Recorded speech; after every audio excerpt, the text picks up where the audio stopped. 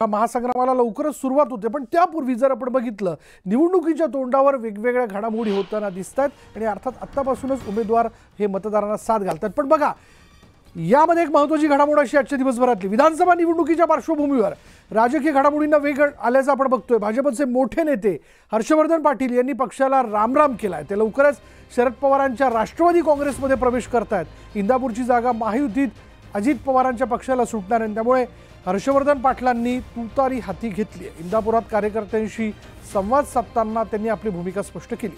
त्यामुळे पाटलांना शरद पवारांच्या पक्षाकडून उमेदवारी मिळणार असल्याची चर्चा सुरू झाली। दरम्यान हर्षवर्धन पाटलांच्या उमेदवारीच्या चर्चेमुळे पवारांच्या पक्षातील इच्छुक मात्र नाराज असल्याची चर्चा आहे।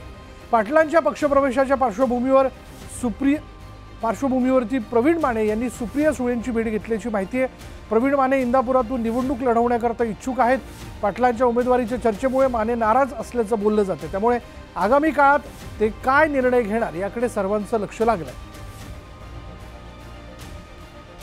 अशी सर्व आमच्या कार्यकर्त्यांचा आग्रह होता आणि मी आज आपल्यासमोर हे घोषित करतो की मी आणि आमचे सर्व कार्यकर्ते पदाधिकारी आम्ही सर्वजण राष्ट्रवादी काँग्रेस पक्ष शरद पवारांचा जो पक्ष आहे त्या पक्षामध्ये जाण्याचा निर्णय आज आम्ही सर्वजण या ठिकाणी जाहीर करतो।